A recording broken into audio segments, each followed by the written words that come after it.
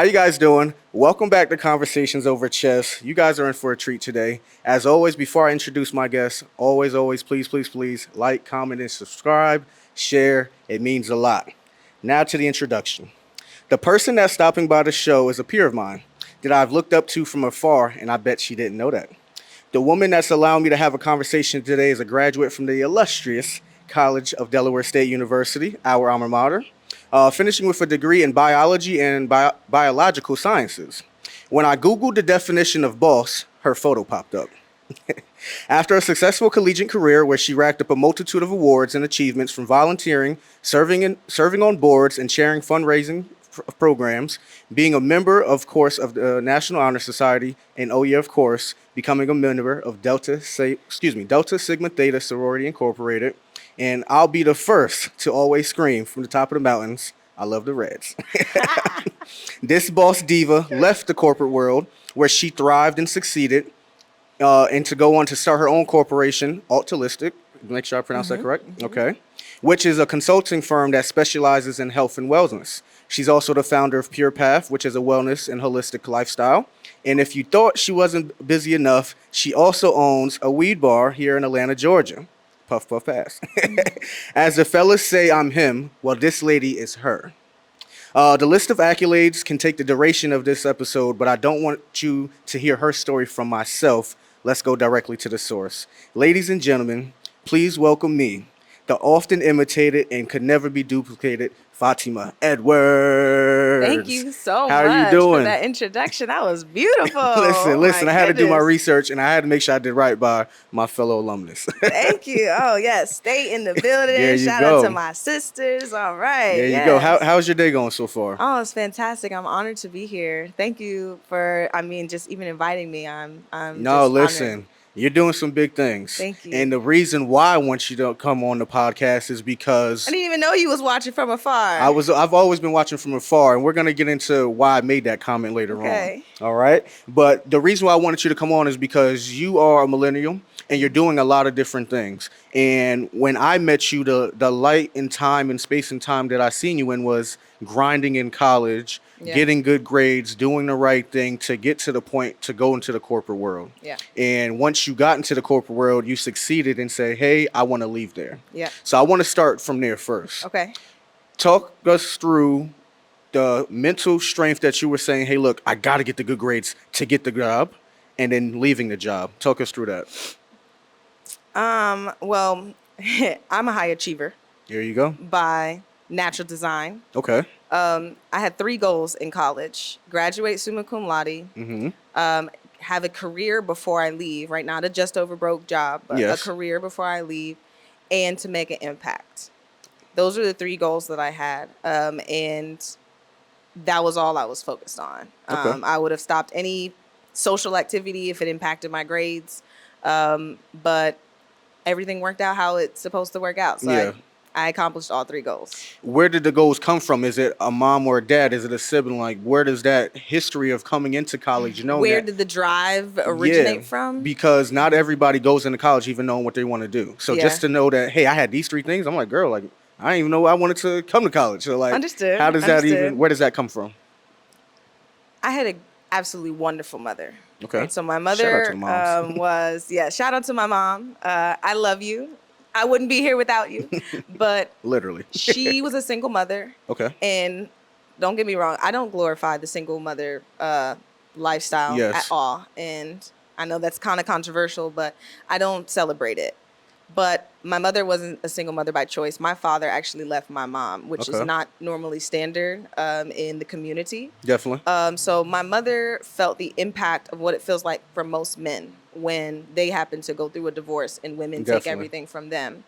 So one, seeing the strength of my mother, not from I applaud myself from this strength, Mhm. but to have a family just kind of taken, from you, what my dad did, Definitely. and then, having to step up and now be both unintentionally, right? She did not leave. So I had to see what that true strength was like At all times, 24/7. emotionally. Yes. If you want to go deep, right? We're going to go deep. Yeah, we want to go deep. My mother and my stepmother had the same name. Okay. They were best friends. So my father ended up doing some really foul stuff with My actual stepmother came into the house and, Yeah. really tore everything apart, So my mother not only lost her husband, but she lost her husband on Christmas Day. So when my dad left, it was really nasty. Yes. And I've healed from a lot of that, but I use this in the context of your question is I had to learn what true mental strength was like. I had seizures because of this experience at Yeah. 5 years old. Those seizures was because I was trying to understand what was happening to my family, and why it was falling apart. Definitely. I was being awarded by my stepmother to call her mom, right? She was giving me things, right? So that mental manipulation was my early beginnings. That is what we're experiencing right now, where a lot of people are being mentally manipulated. They don't have a strong hold on their mind. Yes. I believe from that early beginning, right, from the divorce, from the way the divorce happened, to how my mother and my stepmother had the exact same name and all the coercion built a stronger brain, right? If you just know with biological sciences, right, the science behind seizures is too much information happening in the brain at one time. Information literally overload. downloads of information. Yeah. But since I was 5, that's around the age where your brain is like full size, where you see the kids with the big old heads and stuff. But they don't have enough life experience and they're still working on their neurological folds and different things like that. So at 5, my brain was working on its integral messages. And that's what was causing the seizures, essentially. That's what was causing the seizures. But it also allowed my brain to heal stronger. Right? Okay, I see. Anytime you go it's like the muscle. It's you break it down and you build it back up. So as it's being broken down in a life real time, a seizure might be overwhelming for an individual, but for yourself in the long run, it's like I just built the brainiac. Little did they know. I literally know how to use both sides of my brain pretty equally. So your EQ is off the Richter scales then. I mean, I never took a test. Okay. I don't really like tests. I'm claiming she's a brilliant person. I'm making that claim. What the number is, but yeah. I do know that I am equally creative as I am logical, depending on the motivation I want to put towards the topic. You answered the question in part that I was going to follow up with, if how did it affect you? You showed us how the seizures affected you in the physical, but in the mental aspect as well. How did that affect you now going into relationships with men, whether that be intimate or not? How did that affect you in life where your dad did something, like you said in your own words, foul, but how does that affect a woman? Because again, as a male dating women... you really trying to talk about it? Oh yeah, we got time today. Because as a man dating multiple women, I felt and seen in real time where the daddy issues was, whether they had a good relationship or not relationship with their father whatsoever. Yeah. So how did that affect you in a relationship with men? Ooh, okay. Before I go into that, I'll close the loop on the last question, which from the early beginnings allowed me the mental tenacity to build that strength, to know that I can get through anything. Okay. If I can get through what happened in my household. So that is how I knew to come into college with goals. But college was when I had some of my most craziest experiences with men. Yeah. Yeah. Del State, I ain't gonna shit. Listen, okay. I ain't gonna say too much about you, Del State, man, because I'm one of them. So listen. So if you want to talk about it, let's talk about it though. The Delaware State University experience. Dang, I feel like I'm getting shunned. This is for all you mother lovers that did her wrong. I'm getting it now because of y'all. But anyway, no, it's okay. No, everything's an experience. Yes. It has been a journey, and the journey was even more difficult because, not to put any negative energy towards my mother, but she had to do the best she could. Yes. And sometimes that means that she umbrellaed when she needed to not umbrella. Okay. She disciplined when there needed to be love. Yeah. My mother went through an extremely traumatic experience with, what happened to her. And she wanted to protect me the best way that she could. At all times. So away from everything. And I feel like that's most everything. Parents. Yes. You my baby. And I don't know if you're your only child and or I was whatnot. Attractive. Yeah. So, talk your stuff then. No, I'm just saying, I'm not ugly. So that's a fact. When you don't have that protection like a man, like a father governs that heavily in the household, like, you're not going to dress like that. Facts. You're not about to come. Take your tail upstairs. I'll be doing that to my niece. Look, I know how these men tail. Work. I'm going to give you the rundown. I didn't get that rundown. And my mother didn't have that education. So all she did was just like block. You're not allowed. You're not allowed. You're not allowed. Right. And so when you got the freedom, that's when human psychology is when you restrict, it makes someone want to go forth. So to phrase the question, when you got into college and you were allowed, obviously because your mom's not there, were you running into relationships? Not necessarily in the sense of being fast, but just saying, I didn't have a father, so I want the love of a male in my life. To be honest, I wasn't conscious. And a lot of women are not, especially in, that's where the mental manipulation and the programming comes in. If you are attractive, you are hypersexualized. That's very Whether true. you have a father in the household or not. That's very true. And with the feminism movement and the sexual liberation of the that I can be like hypersexualization. how, so regardless if I have a dad in the household or not, you have that struggle with being an attractive female, for one. And then two, when you don't have that in the household, out of not my own control. I didn't control what happened with my family. I would love to have two parents, Yeah, no, for sure. So out of my own control, I was missing that part of information. So yes, it did draw me to not attracting the right men. Okay. I never had a problem with attracting men. I had a problem with attracting men who wanted to commit to me. And that was the only thing that I was like wanting. It's like, oh, I want this title so bad. Yeah.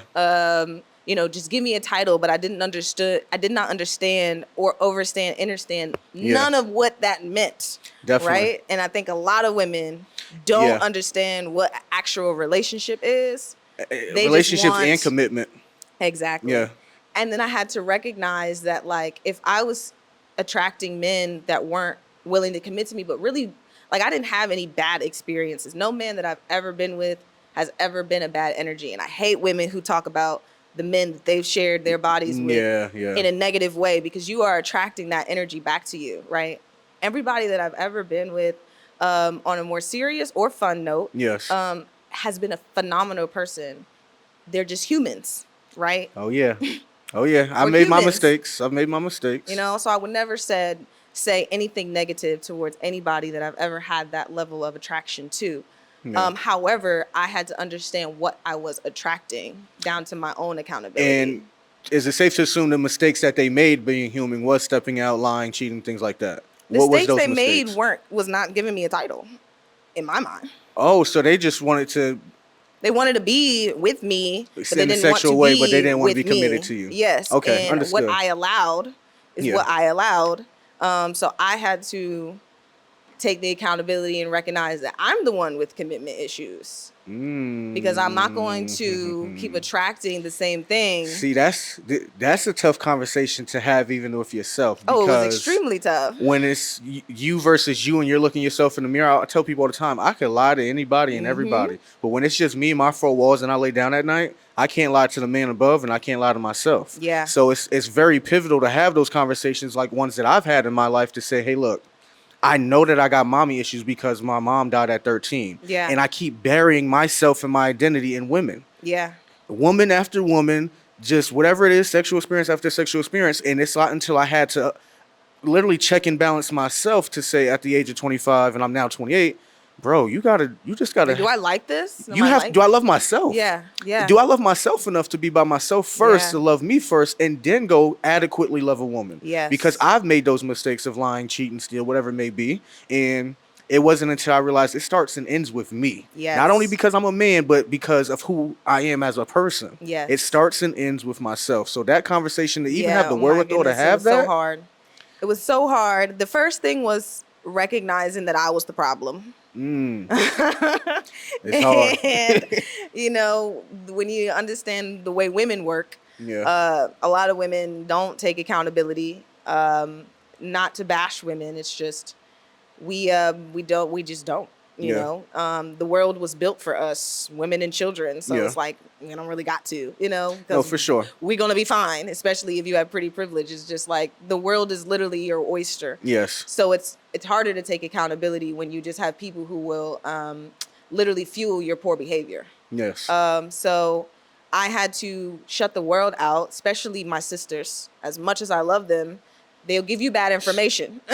Sisters not meaning blood, but... Not mean Delta, not mean like women. Yes. And so the very first thing was recognizing I was the problem. The second thing was blocking out the noise.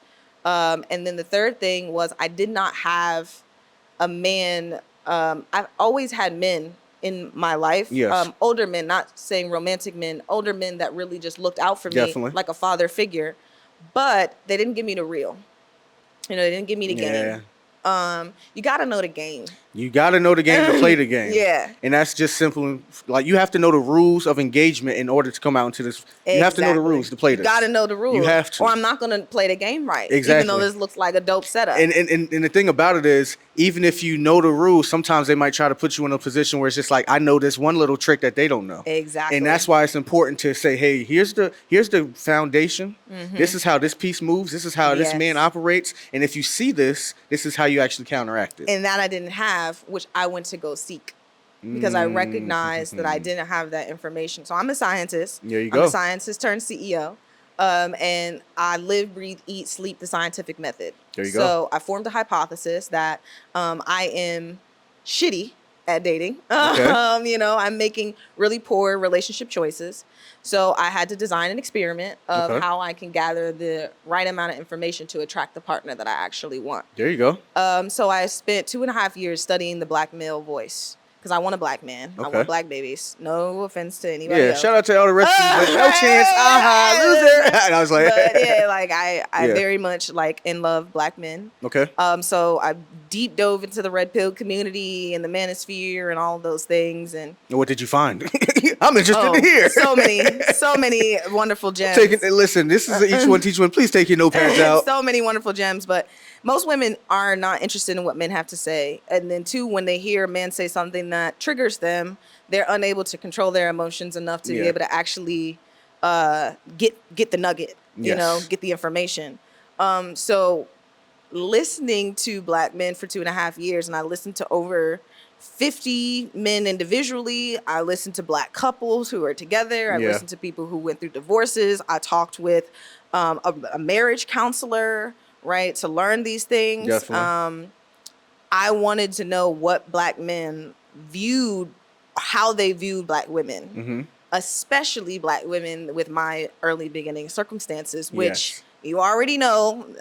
She didn't throw up with a dad, throw her away. Yeah, daddy issues type of thing already. That's the number one turn off with a man, which wasn't, my doing. Yes. I know relation in that, but exactly. That's the number one thing that men were saying makes it, and so it was hard to hear some of those things for sure, especially Definitely. Throw her away if she got daddy issues. And it's like, I didn't choose this life. And that's the thing about it. The child always gets like the run of it because we didn't choose that. My parents got going on, and I didn't choose that my dad wanted to walk away. What they say is grown folk business. It wasn't my business. It was grown folks' business. Exactly. Simple. But I had to hear in my adult life that that is a big turnoff just automatically for a man. So I had to hear that. Yes. And then, from the janitor down to the, the billionaire, I was listening to all of them. And you'll hear them say their physical preferences, like whether they care about the natural, whether they don't or whatever. All men wanted peace. That was the synonym. Please listen up to this, ladies. Hold on, but I got something for you. All men wanted peace. Yeah. But if they got the peaceful girl, they wouldn't recognize they had her. Very true. So there was a lot of the one that got away, or I wasn't ready to commit. I got the great girl. She was for me. I wasn't ready to put the other women aside, and I lost her. And then now I thought I was going to be able to get something else because I got all this money. But men, they don't realize that the more money you acquire, the more you attract all the other people who just want to pull on you. Yep. And then now you have the 80% divorce rate with women filing and basically claiming half of your stuff. Exactly. Because you didn't also know how to pick, right? Men say they want a peaceful girl, but they choose the girl that causes them problems because it's a bigger ego boost for you. Yeah. You get to solve the problem. You get to say you changed her. You get to say that you helped tame the lion or whatever. And you get that ego boost, but then you also get that 50% taken when she want to leave. That's a fact. And you're literally like speaking to my experience. I had a college sweetheart who was my everything. Literally the hypothesis that you went to go seek, she was that. She literally is, and I can say that confidently, the one. I never said it publicly, but she was that for me. Yeah. But my actions showed that I wanted everybody else but her. Yeah. And it was good in the beginning while we was in school. Once we start getting to the adult world, then that's when my actions showed otherwise.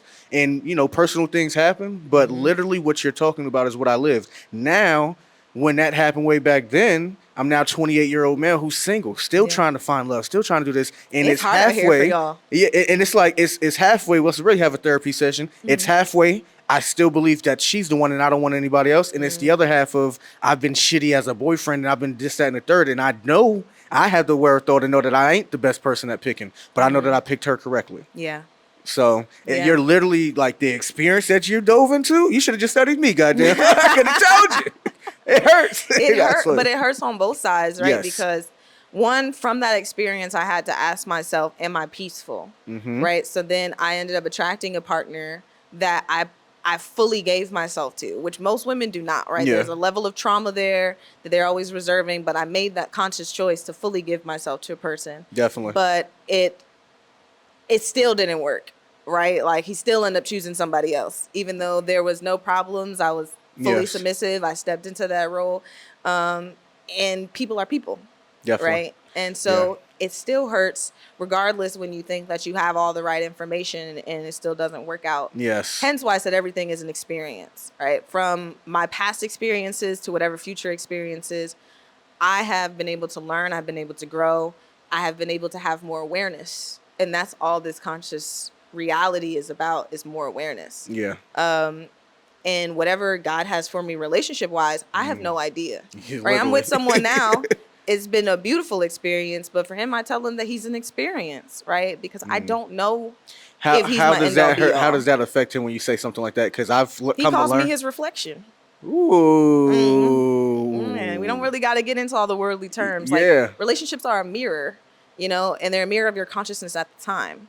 So I recognize that I've outgrown a lot of relationships because my consciousness grows extremely fast. Yes. These intellectual conversations is my normal. I don't know what the Matrix talks about. I don't know what happens in the world. Yeah. I barely watch anything on TV. I don't watch the news Like, either. I don't even know what's happening on cable. Like, I watch Game of Thrones. It's coming on tonight. But that's a TV show. That's not what's happening in the Matrix. No, for sure. I saw a clip of the BET Awards and I saw that it was nothing but nakedness, and I was like, fuck this shit. Like, I don't care. It doesn't fuel my soul. I have conversations that fuel my soul, but that is not. I'm typically what people say. I'm their only friend that they can have these conversations with, right? Yes. But that's my life. Yeah, and off camera, we spoke about that. Like, yo, I've been waiting to have this conversation because it seems like we are at that same, high level intellectual where we're ready to have that deep dive conversations. That's because my these life. are, a lot of you know, these are the type of conversations that I want to bring on the platform because this is where individuals can learn from. A woman can say, you know what, dang, I didn't think about it that way. A gentleman can say, you know what, I am making that same repeated mistake. And then what to learn from and how do we fix it? And it seems like she said, hey, I spent 2 years by myself. I wouldn't say I was by myself. So were you dating? Like, what was that journey then? I did a year of celibacy, no sex, no dating. Okay, there you go. And then I was still listening to the same content when I was with my ex-partner. Okay. And we would talk about it. That's actually how we ended up attracting each other, was we would listen to the same type of content and we were able to talk about it and talk about those different conversations that would typically cause men and women to have friction with each other. Definitely. A lot of women want men to think like them, move like them, be like them, respond like them, talk like them, right? Like, I want him to show up with flowers and shit. Like, that's the things that we do for each other, as women. We the Gucci, Gucci ones. Yeah. From a man, if he's giving you his time, and he's giving you his resources, that's the number one way a man shows you love. Not by buying you flowers. Yeah. It's by his actions and the way that he equates his time, especially if you're talking about a masculine man. Yeah. Right? We're not talking about men who fly women out to California that are strangers, right? Those are not the men that we're discussing because they're not masculine. No. You don't put money towards someone that hasn't earned the right to put money towards, right? So a masculine man understands his worth and understands the value of his time, understands the value of his resources. And those are the type of men that I'm attracted to. And so when it came to attracting that type of man, I had to really understand what energy I was giving off and how I might lose that man. And the number one way to lose that man is to have a poor attitude. There you go. And I had to get my emotional control together. So that was the number one solution that has offered me great relationships, period. Romantic, business, personal, right? Being an entrepreneur, I have a full team. I got like 3 strategy partners. We're getting interns from Dell State in the fall. We have that official partnership. So shout out to Career Services. There you go. Shout out to Dell State. Building relationships, period, came from, as a woman, I am an emotional human being. I have to govern this to make sure that I do not allow my emotions to block my opportunities and my blessings. And so I became very self-aware of my emotions, very self-aware of like giving me language to, while a man is doing what he might be doing that might be hurting my feelings. I have literally been in tears saying, just give me 5 minutes. It's gonna stop, you know, like this is just hard to hear, you know, because it hurts, and I'm not gonna become a man in my masculine, ignoring the fact that I'm an emotional woman, but I'm also not gonna allow that to be a clutch excuse to cause and disrupt peace in your life, right? So I had to learn that, and that was very difficult because I had to like really recognize that begging for a title from a man, which was my biggest past experience in college, is the most unpeaceful thing that you can do. It is, and it seems like it's just like it. I just feel like it always starts from within. It always has to be like it's like a lack. Yes. Yeah. And it's hard for you to see that at the real time point of view, to be like, oh, I'm wanting this because of that. I'm wanting X, Y, and Z because of what happened or whatever that was done that was out of my control. Yeah. And it's not till we get hyper aware, like you're saying, to say, okay, I'm hyper aware, but I need to go fix it.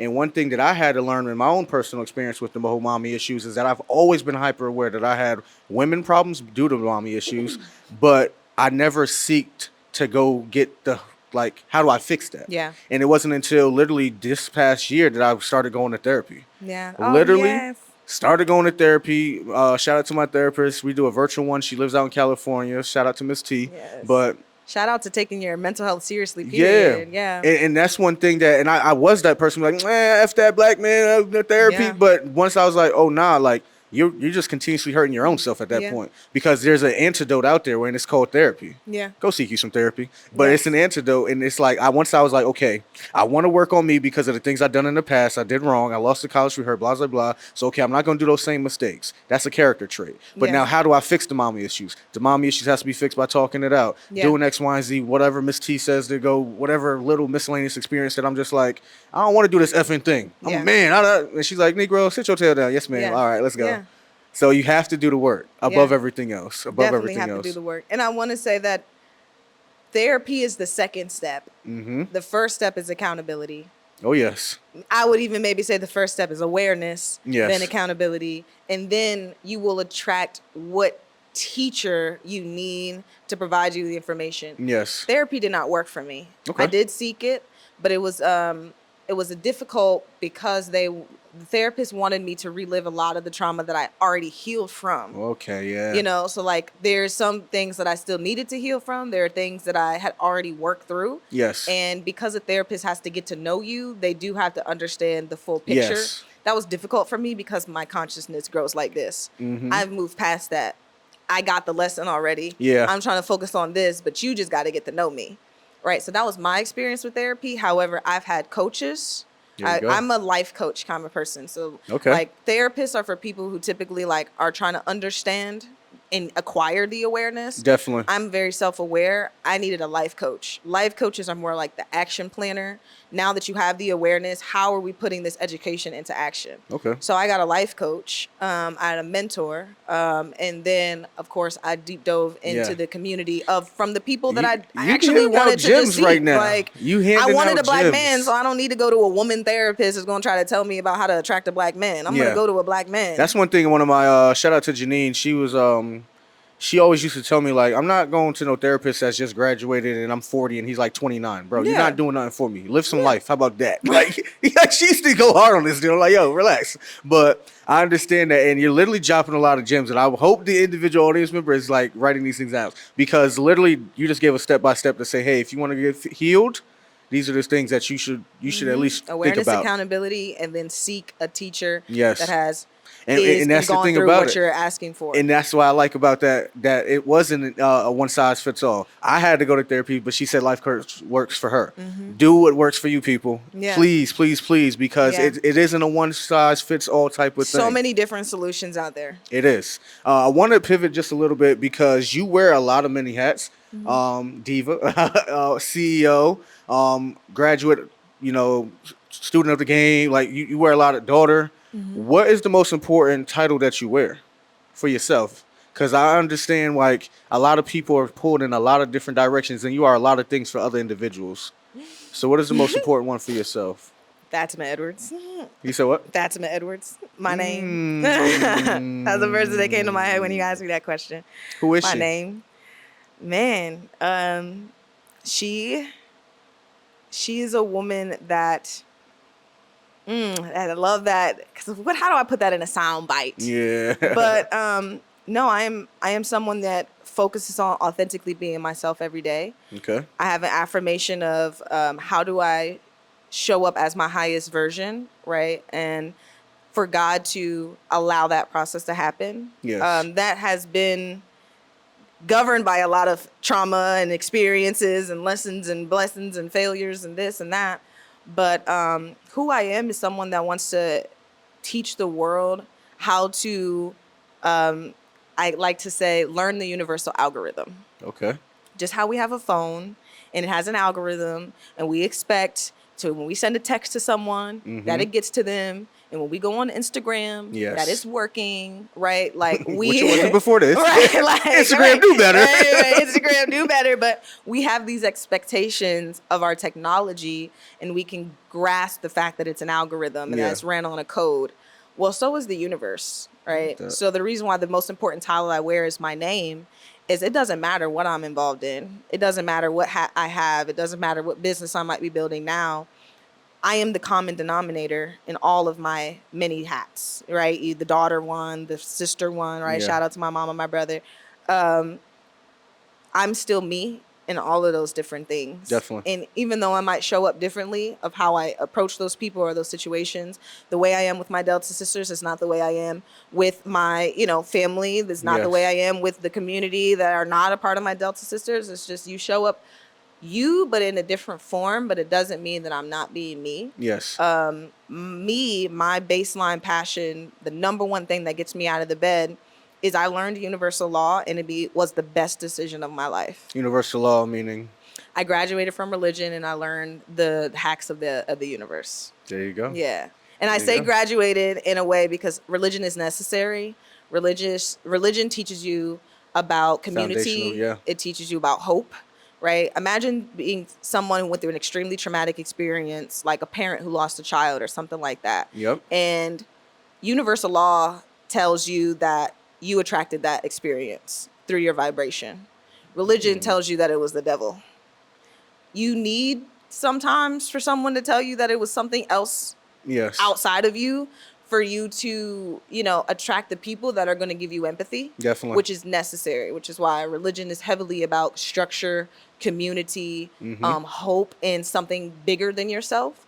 And then the universe operates in circles, though. So religion is like a ladder. Yes. It's out of universal law, right? So universal law brings that circle back that you kind of get the information. It's almost as what and then goes it brings around, you back comes to you. Around. Yes, that you, in some way, shape, or form, unknowingly or knowingly, attracted that trauma. You're the second person that I brought on the podcast. Shout out to Nora Blake Smith that speaks about that. And I had told her, I feel like it's already divinely written. I'm inside of my control. And she had pushed back and said, no, it is in your control.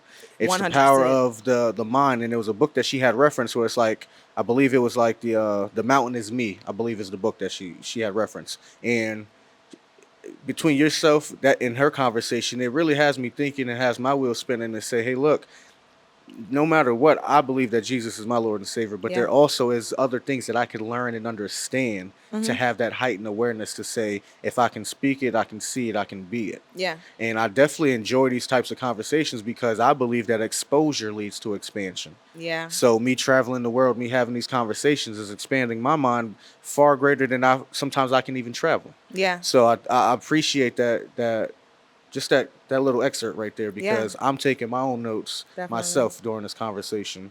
One thing you had mentioned is, and it's not in my notes here, is the whole pretty privilege. Yeah.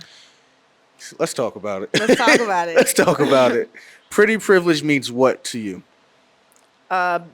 Men built this world structurally for women and children.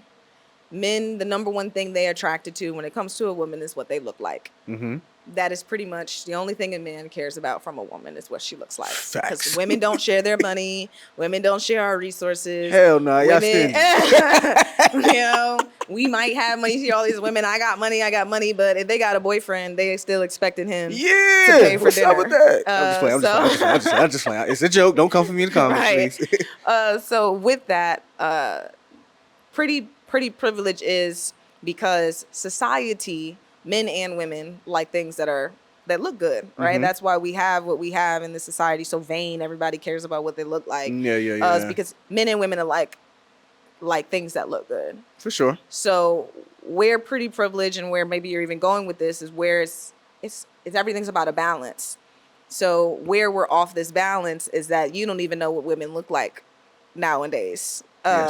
Underneath of all of the camouflage, you know, like, yeah, this is not all my real hair, you know, so it's a little bit of, is that really what she looks like, you know, and when it comes to pretty privileges from a man, but y'all don't care, right? Y'all really don't care about that. Y'all say y'all do, but when it comes down to a woman, you know, we don't. I can speak for all men. We do not care. It still feels the same to us. Exactly. So we don't care. So that's where pretty privilege gets off its rocker, is that you have a lot of women who use makeup and enhancements to skew that true beauty radiates from the inside. Definitely. You have a lot of women who look really great on the outside, but insides are rotten, right? Like Jezebel spirit rotten. Yeah. Yes. And you hear it in the music. For these beautiful women that are communicating, they're talking about if you don't get them these things or you don't acknowledge them or whatever, then they're gonna rob you or, you know, use you or only, you know, have sex with them for some type of tangible gain. It's pretty privilege has lost what it meant from before, is that you were just an attractive woman who were able to get into the club or you were able to get opportunities because you were attractive.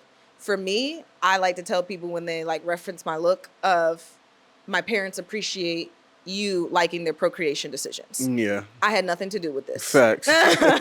Facts. It's all XY chromosomes. Like, I had nothing to do with the way I look. But I believe that my spirit chose this sleeve for this carnation, because I believe in reincarnation, because you do get into the door, right? We can't acknowledge that pretty privilege is built into our matrix. It gets you the conversation, but when you open your mouth and what you have to say lands you the deal. Yes. You talking about it now. So that's true pretty privilege, is you actually being smart, having beauty and brains. There you go. You could be beauty and be annoying as hell. No, that's for sure. That is for sure. I want to pivot because introducing you, you have a lot of ventures going on for yourself. You mentioned it early on, but you had the Caesars. Outside of that, did that lead you into going into science as well because the Caesars early on in life, or what got you into the science, which led you to Altruistic? What got me into science? I've always been a scientist since I can remember. I've always been inquisitive. Okay. I think science is the career for inquisitive people. No, for sure. I'm in finance for a reason. Yeah, I'm like, bro, just tell me 2 + 2 is 4. Let's get it going. All right. See you at 5. Bye. And finance is the opposite for me because it's too cut and dry, right? I don't get to do no discovery. Everything's already discovered. Oh, yeah. What got me particularly, though, into science was when I did in middle school, like those career finder tests. You know, they do have some value because it showed me that I was good for a STEM field, but I didn't have the human skills to work with the people. Okay. You know, like I didn't want to be in the social sciences. And I wanted to, from that test, I did a discovery of what type of science is helpful but doesn't deal with the people. And that led me to being a pathologist. And so from like 12 years old to my junior year in college, I wanted to be a pathologist. And for those who don't know, pathologists in the hospital setting are anytime that anything leaves your body. So like they get to draw blood or take a urine sample or anything like that, a swab sample, it goes down to the pathology lab. Okay. The pathology lab diagnoses and the doctor treats. So the pathologist tells the doctor, this is what you have going on. Okay. And then the doctor writes the prescription and, creates the treatment plan. The pathologists get down to the root cause. That's why in the forensic setting, right, like after death, you have the pathologist that discovers the cause of death. So we get down to the root cause. Okay. That's what attracts me the most to science, is understanding what makes something the way that it is. Yes. And how do we make that thing better? Or is it like an acceptance that it is what it is, right? Definitely. But that's the ending discovery that comes after you try to change it. No, and then let's jump into altruistic, because having you be so educated in that field and in that realm, it just only makes sense to go on and build your own thing, right? You started off and you did the corporate job for a little while. And then after that, you said, hey, I'm going to start my own thing. So let's talk about that a little bit. I mean, the whole journey of shifting from corporate to entrepreneurship was a journey in itself. Quarter life crisis, since I'm not a midlife crisis. Quarter life crisis result. Because like I said, I wanted to be a pathologist from middle school all the way up until my junior year in college. Well, then I took pharmacology. Okay. And I knew that the pills were poison, all right, or were not the most suited for healing, right, for algorithm's sake. Yep. And I knew that they weren't best for the body. That's not what turned me off. What turned me off was the brainwash, right? Going back to the mental manipulation. There you go. That's the root of like almost everything that I do, is to prevent people from, not prevent, but helping people gain access to their mind, right? Control over it. Because the doctors in Western medicine are not educated on the full dimensions of healing. In our business, the full dimensions are emotional, mental, spiritual, physical, and financial healing. There you go. Then there's social healing as well, but it's a little harder to construct that. But you can control those 5 dimensions. A doctor understands physical healing, but then they only understand a fraction of that, right? Because they don't know anything about nutrition. They don't know anything about exercise. They don't know anything about plants. They only know about pills. Yeah. Take this pill. Like, to go and pay hundreds of thousands of dollars or whatever, because I would have went to the top medical school. I mean, I'm an overachiever. So like I would have went to the top. It was really hard to get scholarships for medical schools, especially if I wanted to go to like a Johns Hopkins or something like that. And so to pay hundreds of thousands of dollars or even $100K minimum in that much debt, I wasn't going to get my white coat till I was in my 30s. Don't do it. So I would still be in residency by now, racking up debt, and being a struggling student. Yeah. To not know how to truly heal. Doesn't make sense. Math wasn't mathing. Right. And I mean, for emphasis sake, I was like, Western medicine, when you don't combine it with anything else, is like slowly killing people. Yeah. You know, because it is like a certain level of poison in there. The brainwash came from, you would ask them about plants. I would ask them about plants. I would ask them about cannabis. I would ask them about different, healing modalities, even energetic medicine, Reikis and all those different things. And they would tell me that there's no credibility, especially when it came to plants. And I'm like, I'm pretty sure that the entire pharmaceutical business model is built off of the study of a plant. Y'all extracted the active ingredients in that plant to make it do what it had to do, and then put a bunch of poison, which is the chemicals that are not natural. Pharmaceutical medicine has its place, right? If you think about like a dartboard, or even this chessboard, right? Like pharmaceutical medicine is like the pawn moving up that like one square. Yeah. He said, "You got 84 other squares." And like this one square over here. You know, like it gets the job done, but it completely doesn't even acknowledge the rest of the board. Holistic medicine is like all the pieces. Yeah. I can move the pawn, the queen, the bishop, the this, the that. Yeah. and I'm able to move the board how I need to in the one sitting, not in the, you need to take this pill, and then now you need to take this pill, and now you need to take this pill. And that's often in our community we see everything that. Takes the whole board. All too often that we've seen. Why is mommy taking 100,000 different pills? 100,000 pills because you're only moving one piece at a time, which is a pawn medicine, right? Pawns have their place on the chessboard. Definitely. Very much do, but they ain't no queen or king. Not at all. Right? Like the king and the queen, right? And the king for real, right? The one that makes it all shut down is the herbs, right? You have, I would say energetic medicine would be like the queen, right? Because you have your central nervous system that controls your entire body. So if you can tap into energetic medicine, you can move anywhere on the board. Where does one, outside of seeking you, of course, where does one seek to get the education around that? Where does one, is it just come see you? Or is it altruistic.org, guys. Literally, go check her out. But it's like, how does one get on that journey to be educated? Because somebody like myself, who's only known Western medicine, but also is uber aware that other things exist, Dr. Sabi, all of these things, how do one goes to the Googles of the earth and says, how do I disseminate what is facts, what is fiction?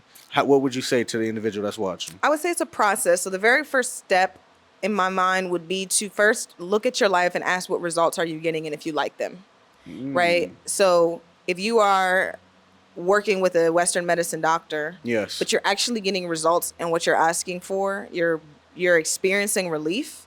Let me put this caveat first. Okay. And I want to be very transparent with this.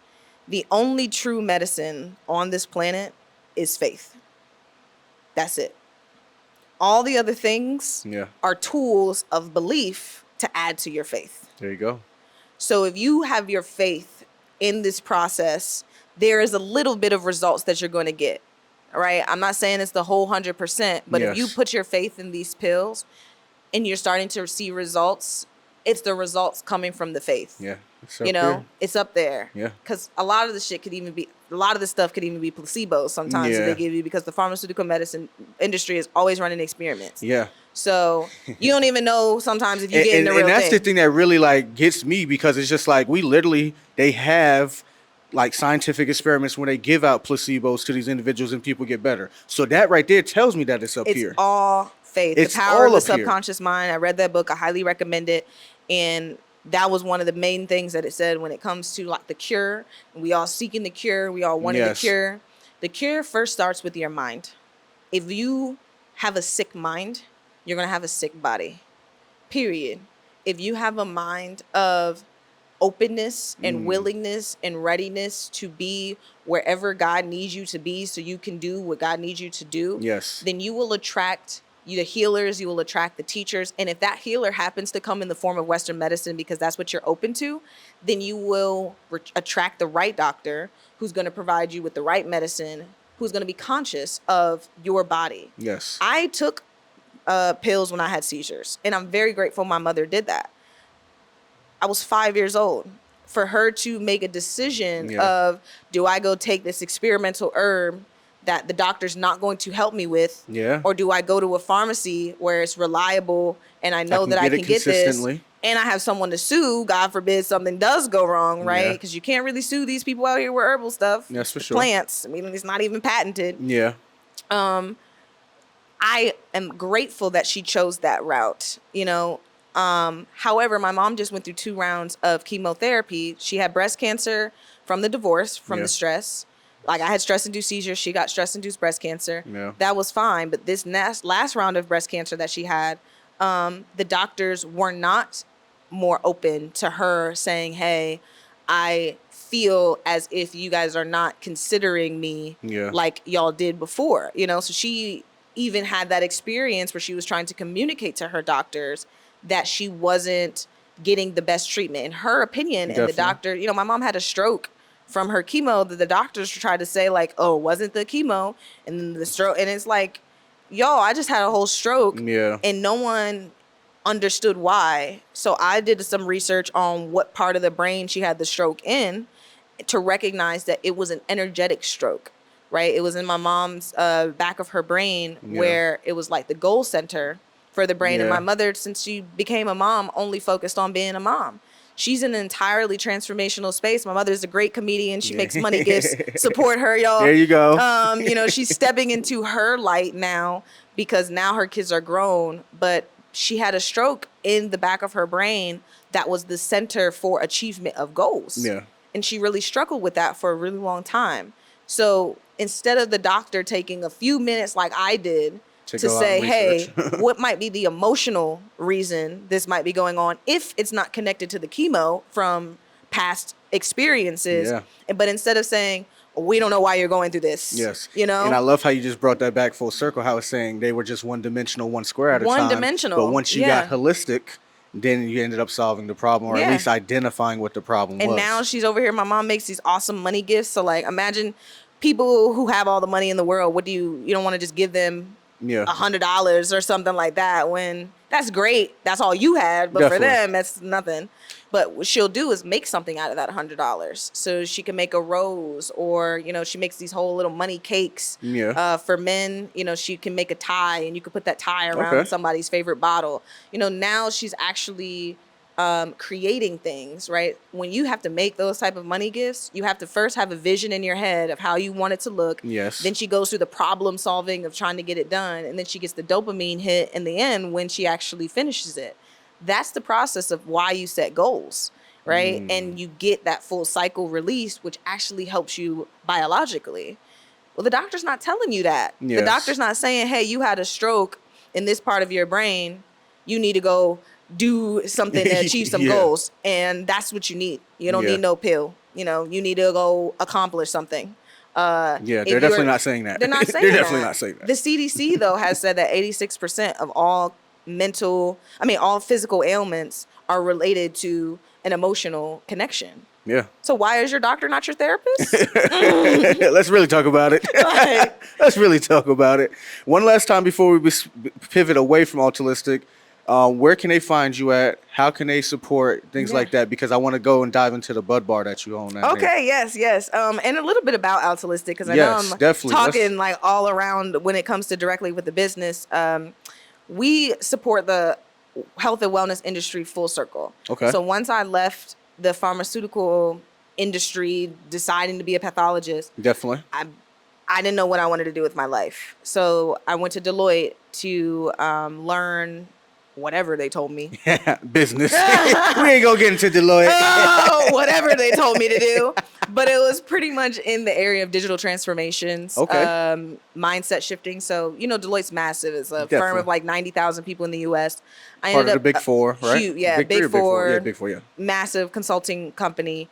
And so I ended up working on a very specialized division of Deloitte, where it was only like 180 people. And it was like, we are the CIA of problem solvers. We learned how to shift the consciousness of these big executive CEOs in a day through the right conversations, the right questions, the right experiences.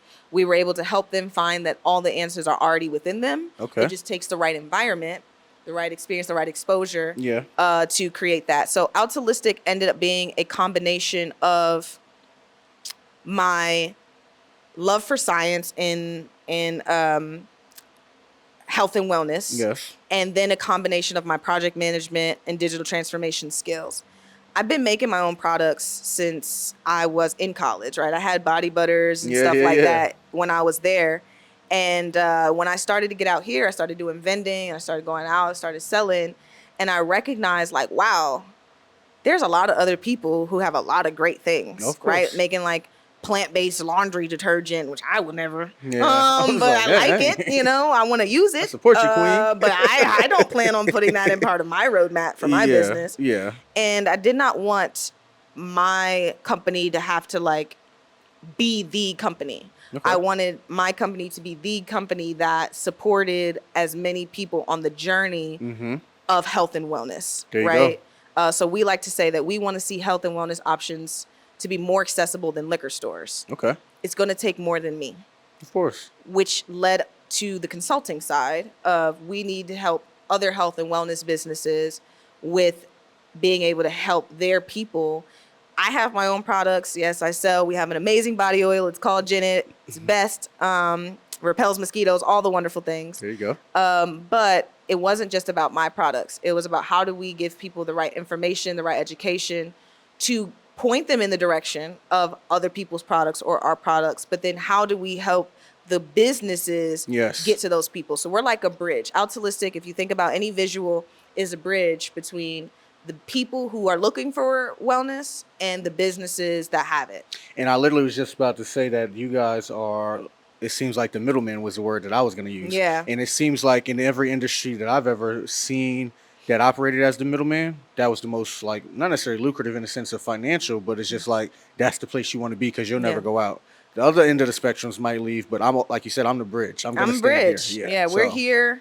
Altruistic at its core is on research. So the framework that we live by is CHT. You know, THC is what all the fuss is about. So we originally started as like a cannabis focused company. Okay. And so CHT is cannabis, herbs, and technology. Okay. And we believe that the combination of those three, we can heal anything.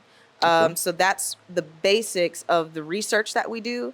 But then we were like, no, we need people to know how they can get their healing, which opened up Pure Path. So Pure Path is where we sell our own natural products, my teas, my oils, things like that. But it's our community. Think about Pure Path, the path, right? So we help people navigate their holistic journey. We're like holistic liaisons, you know, where you can come to us and we have a whole network of healers, of products, of people that we can now point you to better options that already exist, or we can create you a custom product, right? So I can make you a custom smoke blend or a custom tea, a custom oil, because you need to get the results that you're looking for. The rat race in this holistic journey, because people don't have the education from their doctors, is I'm going to hear about this product, I'm going to go buy it, I'm going to try it, it don't work for me, now I'm mad and I'm throwing all plants away. Yeah. You know? No, for sure. We need people to get the things that are going to work for them, so that's what Pure Path is. And it seems like just the entire business model and vertical integration is just very intentional.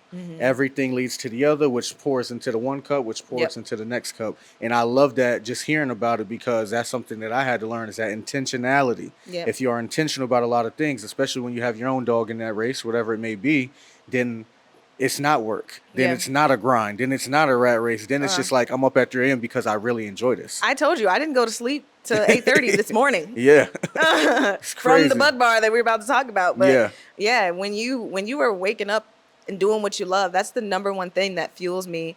I just celebrated 1 year full-time entrepreneurship. There you go. Round of July applause. 6th. Round of applause. Hey, 1 year fully betting on myself. And yes, the mental has been challenging when life is life-in. Of course. But I wake up every single day loving my life.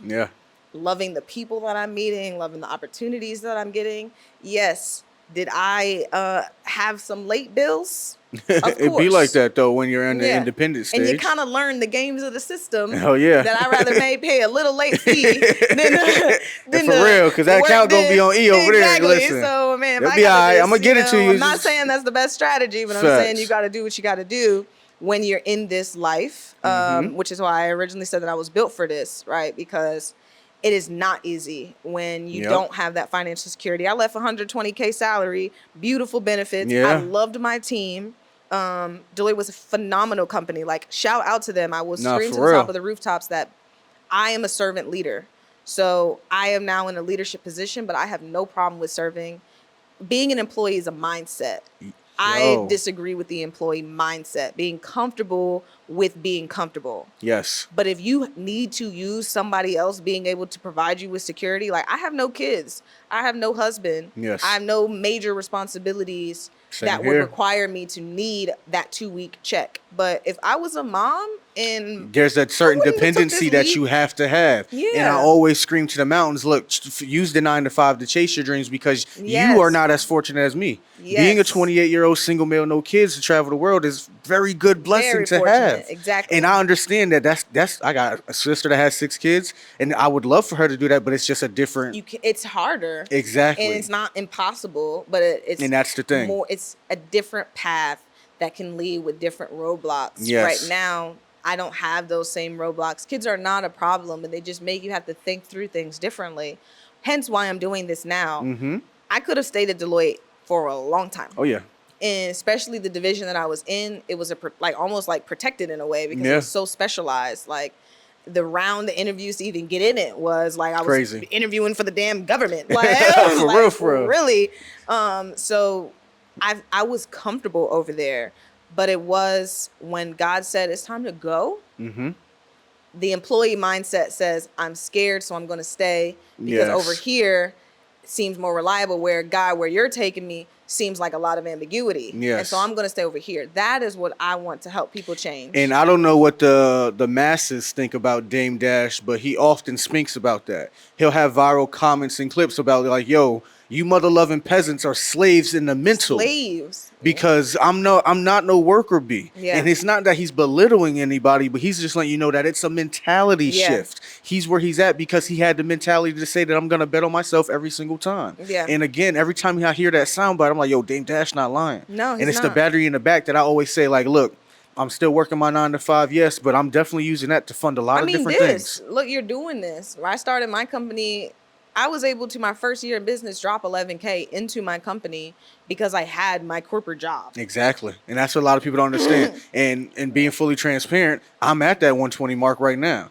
So I often hear about that golden handcuffs, this, that, and the third, but I'm also sacrificing in the personal life. I live with 4 roommates because I can do that. When you have 6 kids, you can't. So I'm living with 4 other roommates. Which I'm I only know paying, is not it's not easy. I feel like I'm back in college. I'm only paying like $900 in rent in DC, where it could be a gazillion dollars. So it's like I'm sacrificing a lot of different ways on top of having sponsors. But you're making those sacrifices for the Exactly. bigger goal. Exactly. That is not an employee mindset. You are being strategic. You are playing chess. Exactly. Right? This is chess, not checkers. Chess. Exactly. So it's for the people who are scared, right? When you're moving in fear of the unknown, you're moving in fear of your purpose. You're moving in fear of what God, the universe, the all, whatever you align with has for you, which knows the bigger plan. Throughout this entire year, maybe I had to rearrange some bills, or my mom says, rob Peter to pay Paul type of thing. I've always had what I needed. And you might have answered it already. Like, where does because you were saying that you're built for this. And you mentioned how it's built on the foundation of the story of your mom and everything in the earlier conversation. Is it strictly just that? Or what else is it inside of you that says, I'm going to bet on me? Because it's not easy. I just got the confidence at the 28-year-old man this year. So it's not easy to do that. And I'm sure a lot of people that's going to watch this, it's not easy for them. So what was the buildup outside of just that foundation with the mother and everything? Was it just that strictly, or was it anything else? Because for me, it's like, I don't want to be slaving for the next mother lover when I know they're making 10 million and I'm making 120. So it was my early beginnings. That was the awareness. Yes. My mother, my brother as well. You know, he has 2 kids, and like seeing the way that he's just able to keep his consciousness going and still be a light. Well, my brother has been a light in my life, has held it down, you know, helped me when I needed help. But the biggest determinant was learning universal law and fully walking out on faith. Like, so many people drop God, and I love it, right? I think it's a phenomenal conversation, religion and stuff. But you know when somebody really like is in it with God when shit gets hard. And you see the way they talk, how they walk, how they treat other people, right? The way people treat other people really speaks about the God in them. Oh, yeah. No matter what they say. It's the Dr. King quote about the judgment of the character. Exactly. And that's one thing that I had to realize and grow into is like, yo, like, I'm all good and glee when this mother lover's watching, but when I'm not, then it's like, You really see that. I have learned throughout this process more than anything, and to answer your question, the biggest fueler of this process is that I learned what real faith was.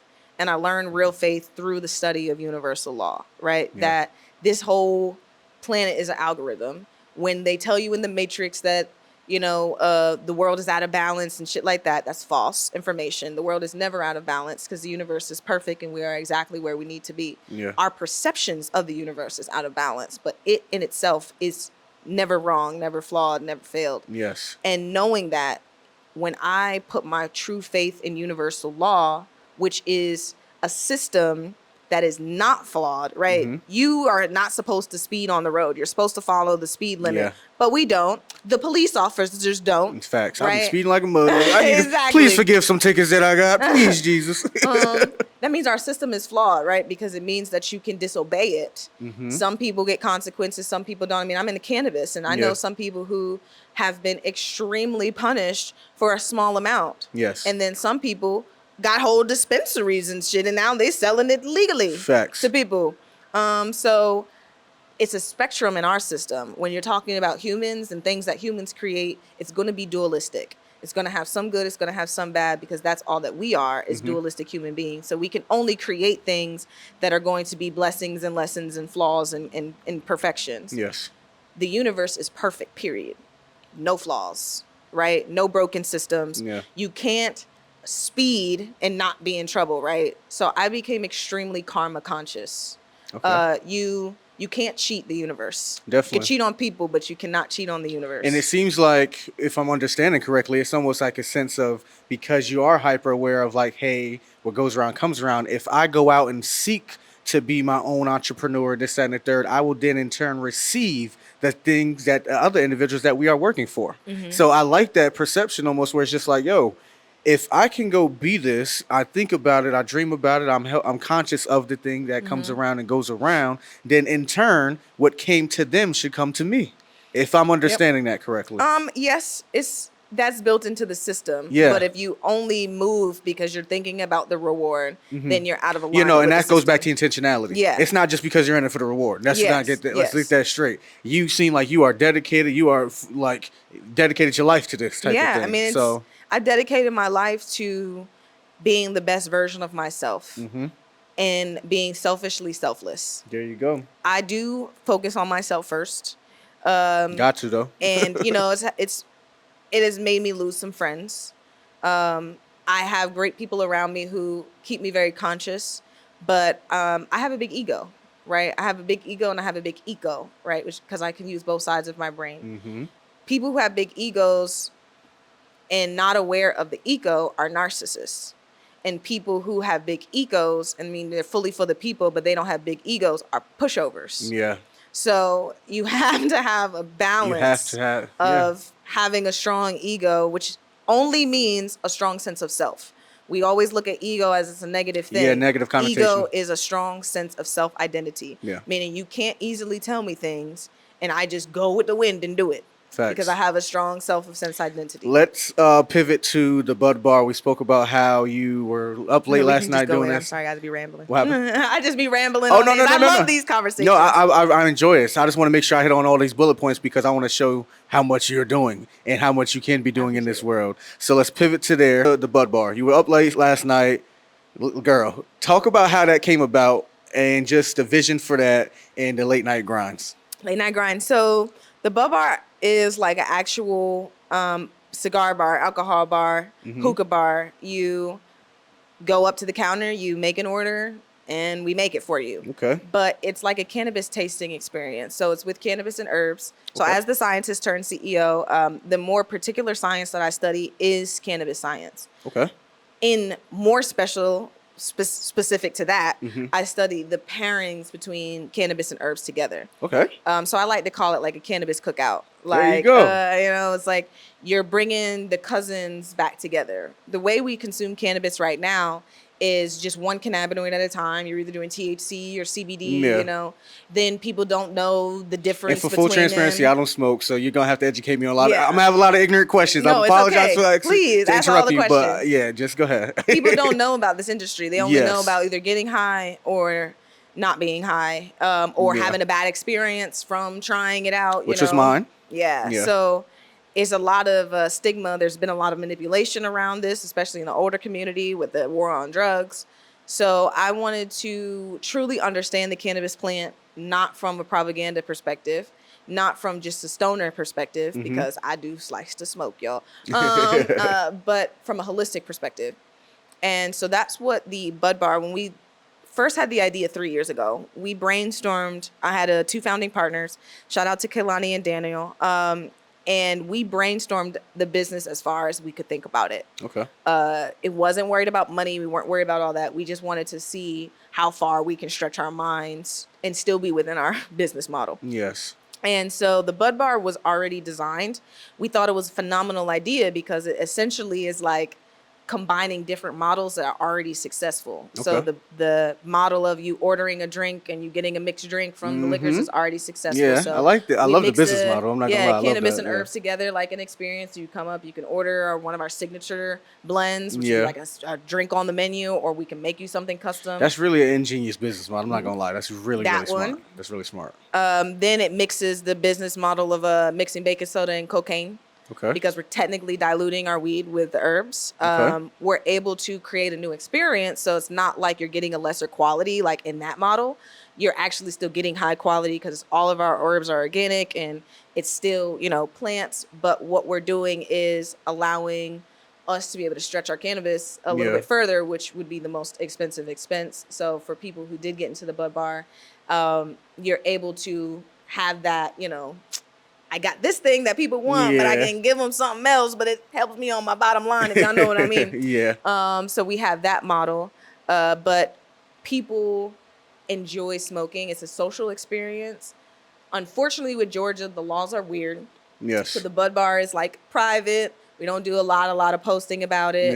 It's pretty much like we pull up, it's like a handout back in the day. It's like a word of mouth. Yeah. I mean, if you know, you know. We are doing more marketing for it. I am speaking with some lawyers on how to do it, and talking with some people in the state of Georgia to see what permits and things that I need. Yeah, to protect yourself. I want to fully do it legally. And we use THCA, which is still hemp in the 2018 hemp bill. Okay. But it's about the exposure, right?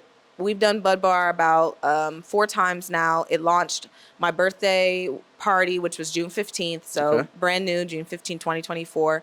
And basically we noticed that it is a community event. It gets people together. Yeah. It's a vibe. Almost like a cookout type vibes. It is, right? That's what we had. It was the Bud Bar barbecue last night. There you go. And to celebrate our 1 year for me being an entrepreneur.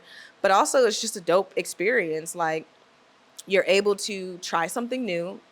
When I smoked, for people who don't smoke, they wouldn't get this, but for people who do, your tolerance builds up. Or you can get it from anything. When you consume something enough, your tolerance builds up. Yes, it's like drinking alcohol. Right? So now you have to consume more of it and more of it. With the herbal experience, you're able to, instead of going like this, you're able to go like this. Okay. You're able to create differentiated highs, diversified highs, it's like new experiences that you would have never had. Because now you have the, herbal combination with it. So taste profiles, I can eliminate the smell of weed. If you don't like the smell of weed, cool, I can eliminate it. If you says it give you anxiety, cool, I can eliminate it.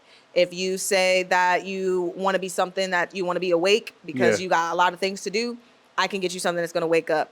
And sativas are already in the market, right? Definitely. Wake ups are already in the market. But when you're shopping in a place like Georgia where it's not legal and you can't go to a dispensary, you don't always know what you're getting.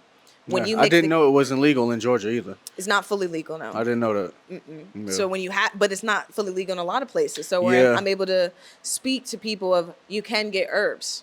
Right. And when you mix the cannabis and the herbs together, you're able to get those experiences from this weed that you don't know what it is. Yeah, right? No, for sure. Right. I know what weed I'm getting because I get it from a dispensary and I have my COAs and my documentation. Yes. But, you're not going to your local weed man and say, show me the paperwork. Yeah, show me the Carfax. You're not doing that. You're not doing that show whatsoever. He's going to look at you like it's this Bubba Cushy Skittles. And it's in a fire-ass wrapper, too. I seen the wrappings. Or a plastic bag. Yeah, I'm like, yo, I ain't going front. It's getting out of pocket, like the little things that they come in. I'm like, yo, I'm not a smoker, but that's actually fake fire marketing. That's like crazy marketing. I'm like, it looks great on the outside. But you have no idea what's in the inside. Yeah, nah, for real. Be careful, people. Please be careful. That's all. Be careful what you, like your experience, right? People can make things look great on the outside. Speaking to that, most people don't know that when I was a bad kid when I was younger. I was 11-year-old, first to smoke, all of that stuff, robbing, stealing. But my weed got laced with PCP. And ever since that experience, it had made me hallucinate this, that, and the third. And for those who do know me or met me later on in my journey, they be like, yo, this nigga never smokes. He don't play about smoking. Why? That's the reason why. Yeah. And so many people had that experience or they might have took too much edibles. Yeah. And with the herbs, you are able to get more of a holistic experience. So just a little science for everybody in the back. You have a whole body system for the cannabis plant. You don't have a body system for bananas. You don't have a body system for sea moss. You don't have a body system for none of these other things that the Matrix is pushing holistically. But you do have a body system for cannabis. It's called the endocannabinoid system. Okay. That system is what's responsible for your body being at balance. It's called homeostasis. So that is the governing, if we put it in a business term, the endocannabinoid system is like the C-suite. Okay. You know, and then it instructs to all the departments. Yes. When we just consume one cannabinoid at a time, it can get the job done, right? THC can help with pain relief. It can help with PTSD. CBD that can help with, another form of pain relief. Yeah. CBD can help with seizures. There's a lot of things that the plant in itself, by itself, can do. Just like as a C-suite, right? The C-suite can do the nitty gritty work. Oh, yeah. Because that's why they're at the C-suite level. It's because they can do the work. Yeah. But them doing the work takes them away from governing the work. There you go. And so when I combine cannabis and herbs together, it's like they're able to instruct to the herbs, hey, I need you to go do this, right? When I mix mullein in with cannabis, it helps to expand the lungs. Or I can do mullein and peppermint, and now I have a whole lung clear combination. Yeah. When smoking in itself is not good for your body. But I can put some herbs in there to help counteract the harshness that it does for the lungs. Yeah. You do get, smoking makes it go right into your bloodstream versus when you eat, you have to deal with the digestive system. Yeah. So if I'm smoking something and I'm smoking the herbs, right, now I can get the effect of the rose petals. Now I can get the effect from smoking hops. So people who drink beer know hops is in beer. Well, hops also shares a relationship with cannabis, and it helps with pain relief. Okay. So that education of why I call it a cannabis cookout is I want my cannabis to stay at the C-suite level and only focus on the balance and give the instruction to the herbs to focus on the actual work or effect that I'm looking for. But you should not just be in your kitchen cabinet now and read this, guys, and be like, oh, I got some basil. I got some parsley. Let me sprinkle that in my jug. Please don't. Yes. You can technically smoke anything you put in the tea. You shouldn't smoke everything you put in the tea. For example, take sage. Sage comes in white sage and garden sage. Okay. White sage you can smoke. It helps with mental clarity. People, clear the room, right? It's good for that.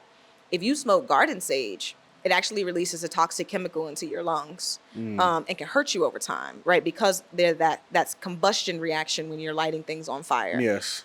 It does change the chemistry of the plant because of that chemical reaction. So you shouldn't, please, shouldn't just randomly go start smoking plants.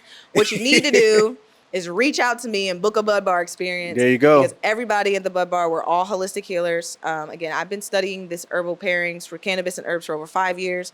I've been a scientist for over 10, so I just have this basic knowledge of like protecting what goes into your body. But then we have a team of 3, and all of us, we are all holistic healers. My business partner has been, who this beautiful space belongs to. Shout out to you. Yeah, shout out to Faye. Goddess Grown. She has been decreasing people's inflammation for over a decade using cannabis and other herbs and helping people understand that you are maybe overweight or you may be going through this emotional thing because of the inflammation in your body. So she's been able to help people eliminate their internal inflammation. And then one of my other business partners, shout out to Nika. We just like the big 3. She's also been in the healing space, and like her specialty is the community, right? So she's really brings us together. She really helps as far as us 3 to be like the glue. She's also older, so she brings in that crowd, but she's been healing people more on the mental level and more on the social level. Because remember I told you social healing is a little bit more difficult to work with. Well, she's a phenomenal social healer. She's been an educator and a teacher for, over 20, like maybe as long as I've been born type of thing. Like, she's been in the education sense, right? And now she's educating on hemp, teaching people about the plant.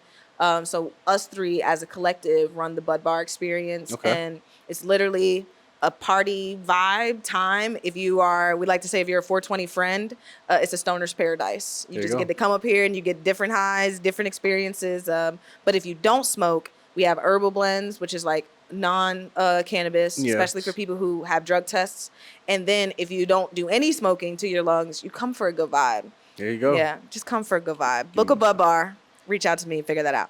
So what is the trajectory? You just said, hey, we're working on the licenses, things like that, did the research, you've been doing it for 5 years. What are you looking forward to in the future with the bud bar? Because I feel like that is an ingenious idea. And just to see that you were executing on that, that was in part another reason why I reached out, because I'm like, yo, she is doing it, and she's creating her own lane. Thank you. And flourishing in that lane. So what is the future looking like for the bud bar? I want to be at Drake's album release party. Hey, simple that. Simple. Easy. Honestly, I want to blow it up. I want us to travel. So, Wrld, if you can get us booked internationally, the United States, and it's cannabis and it's too capitalistic, right? It's a healing plant. The bud bar is is like a high-end healing experience. We want to be in like the Netherlands, right? We want to be in places where, we're not going to have to deal with so much of the brainwash from people. Yeah. And it's just people enjoying the experience. But we also want to have strong footprints in the United States, because the United States needs the healing. Yes. Right? We want to get high just like everybody else, but the United States doesn't have the societal structure to push holistic medicine like places like Australia and the Netherlands and other international countries. Even Canada has a better healthcare system than we have, right? So the United States needs what the bud bar has. So, but it's not a cheap experience, because we are all experts in our own right. You can go to somebody and they can give you a pre-roll that's going to get you high. Yes. If you want that, you can have that. We are for people who, not only value cannabis from a healing perspective. Definitely. To value cannabis as a social perspective, but we are bringing our expertise and we're putting things in your body that we know are going to help you. We're giving you an experience that you can trust. We're not going to give you anything laced. We're not going to give you anything and that's what you're paying for, is that trust, that credibility, and for you to know that you're getting experts in this space and you're getting quality, product. I'm getting people high off of 0.3s. I'm serious. I have these little minis that yesterday for the Bud Bar barbecue we gave for free, because some people have never tried mixing cannabis and herbs together ever, And people don't play about their weed. Trust me. You don't play about their weed. I'm not a weed smoker, but I know people don't play around about that. People don't play. So the fact I'm telling them to try something mixed with anything is like, nah, So I'm changing people's minds out here. I'm opening people's minds to the full holistic experience. But why I say I want to be at Drake's album release party is because like we have an experience. We have the sparklers like you get in a lounge. If you get a VIP pre-roll, you get a little dance and stuff. We make it fun and sexy and everything. But it's really getting people the education of, don't be so stigmatized by what people have said about this plant. Don't be so stigmatized about, I got to control I can't mix anything with my weed. We know that K2 exists. We know that. Yes. But because of that, we need to have the bud bar. You need to be at a bud bar. You need to try this so you can change your consciousness around this plant because of that trauma. Exposure leads to expansion. Exactly. Simple as that. That's all the bud bar is exposing people. And if somebody wanted to experience it here in Atlanta or fly in and do whatever, how they can fly us out. If y'all flying girls out to Cali, all my girls, we bad, okay? We all three come and we beautiful. Facts. So you gonna fly anybody out, you might as well fly out, us. Big facts. But how do they get to have that experience? Mainly, that's the question I want to ask, is how do they participate? Where do they have to go? How do they reach out to you to get in contact? It's just DM me on Instagram. So we do have a booking link that you can go through. So my Instagram is _Fatima Edwards. And so you could DM and say, I would like a bud bar experience, and we'll kind of get on a 15-minute call. We'll go through what the actual experience is, how many people are coming, just like if you were to get an event planner. Don't be trying to get in the DMs just to fly her out personally, y'all. Y'all actually be professional about this. I'm watching you. You can try, but I don't think my man will like that too much. But he don't mind a bud bar. Don't try it at home, kids. I promise you. But no, for real. So hit you on Instagram. Hit me up on Instagram as of right now, or you can hit up the Pure Path Instagram, purepath_co. And then we'll kind of get on a quick call. You tell me how many people are going to come to your event, and Literally don't think too hard, y'all. It's just like if you were hiring a bartender at your party. Simple as that. Simple as that. Just like we have our rate per hour, we have our different models. If you want an open bar, which means that, you know, all the weed is free and the host pays up the front. I just love this because it works the same way. You not no dummy in plain English, because it seems like, yo, I seen the construct of the business model and I'm gonna pivot and use that in the sense of how I can implement mine. So I'll just love it as like a salivating person that works in accounting and finance. I'm like, yo, the infrastructure was there. That's one thing. Shout out to my old manager, Easter was his name. And he used to always say, bro, I don't reinvent the wheel. Yeah. If it worked for somebody else, I just literally go and execute on the same thing. And you didn't reinvent to say, I got to have this extravagant thing. Alcohol has bars. Okay, I want to have a weed bar. Cigar We're going to do this, that, and hookah got bar. Literally. Kava bars are now out now. That is like, I'm just salivating because I'm like, yo, people just overthink stuff. Yeah. You just overthink it. Listen, rinse and repeat, execute, put your own spin on it, and you do just fine. Yep, and that's Simple the as Bud Bar. that. I love it. It doesn't feel like work. Like, I planned the Bud Bar barbecue 24 hours in advance, mind you, because I'm working on planning in advance, guys. But the Bud Bar just launched 3 weeks ago. So right now, it's just whenever I get creativity the idea, and we're going and we're just flowing. Boom. And so I made a flyer real quick. I sent out a message blast to everybody, and it's like, hey, it's last minute. Pull up. It's the Bud Bar barbecue. Yes. And I was expecting, because it also rained yesterday, I was expecting maybe like 10 to 15 people to come out. Okay. Honestly, really wasn't expecting a lot of people. Well, one of my close friends was at a fashion show. Okay. And so I had my community there. Definitely your supporters. He came from the fashion show. He told everybody about the fashion show. It's a Bud Bar barbecue. Pull up. I don't know if you know anything about Georgia, but they drove from Marietta all the way down to Forest Park. From a Delaware standpoint, if you remember, like the Delaware location, that's like people driving from like Middletown, Newark area down to Camden. Like, damn. They was driving. They was far, you know, or like from Del State to the beaches. To go to this event. Yeah, Wilmington to Delaware, something. Wilmington to like Dover type thing. You know, really driving pretty far at 1 a.m. That's crazy. To come to this event just because somebody was like, it's a Bud Bar barbecue. Yeah. And you're gonna get food, and you're gonna get weed. That's it. That's all you need to worry about. We're there. And sign me up. It's 1:30 in the morning, and we're partying like the party just got started. He ended up inviting like a live band that was at the fashion show. They pulled up, had the band playing.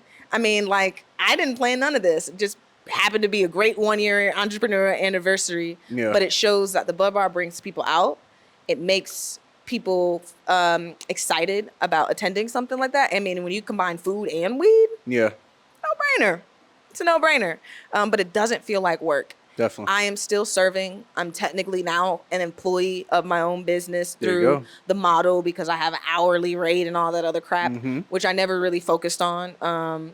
So I'm still working, but I'm serving. And that's the number one thing that if anybody takes away from me being an entrepreneur, or if you want to be an entrepreneur, find a service for people that you don't have to sell, right? What I mean by that is poor people sell, rich people buy. You don't have to sell to somebody that already wants what you have. So people love weed. Yeah. I don't have to sell it. At all. My products, like I have a great anti-itch oil, takes the mosquito bites away. I have to sell it because people already have off.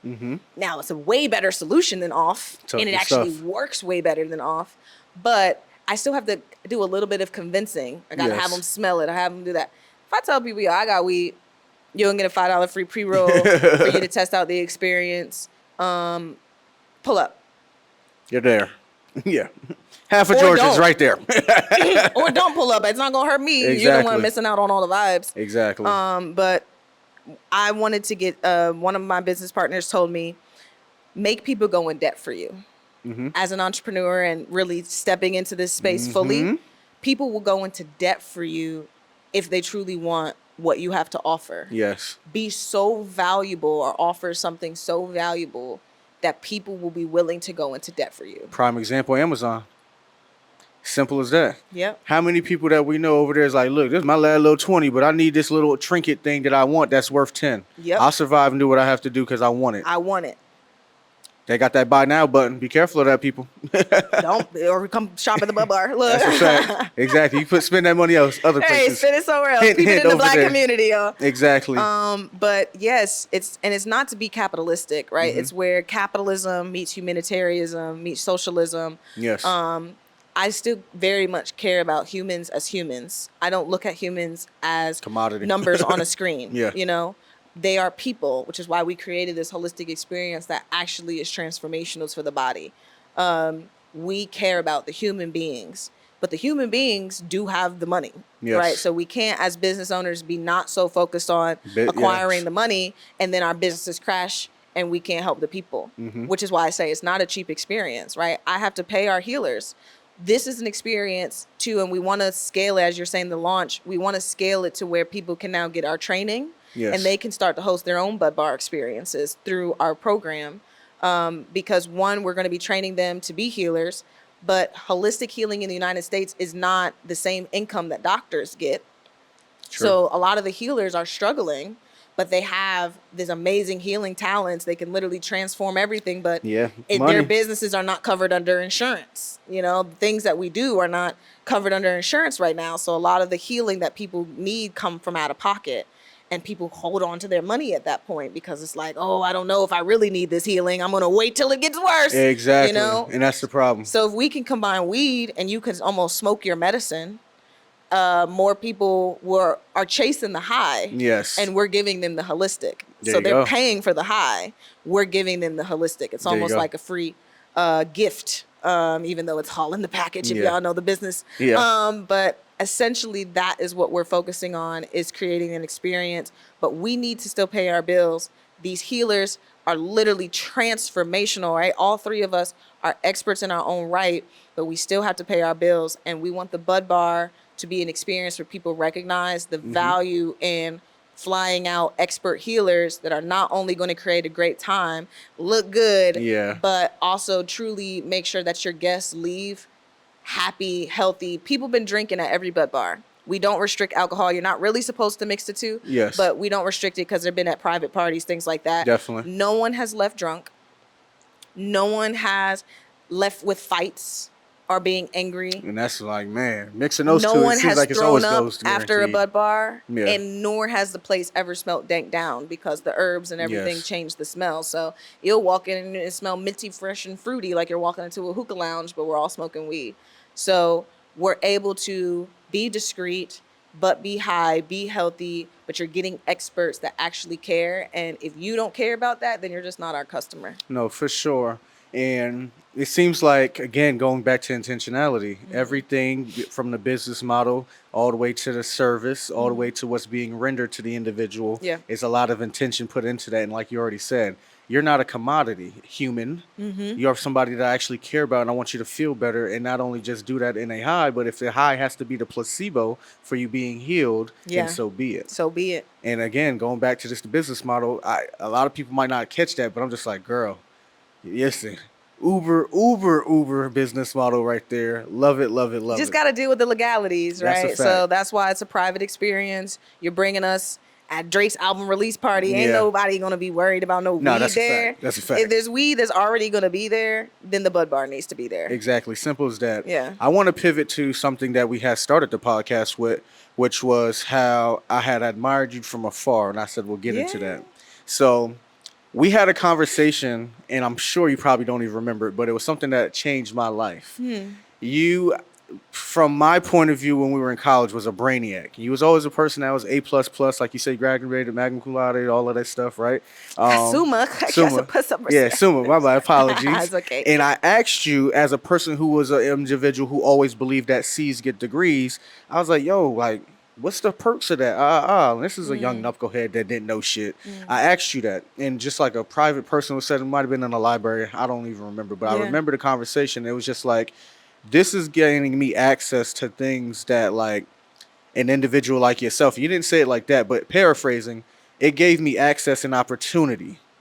Getting these good grades, being this individual who serves, doing all the extracurricular stuff that you did in college.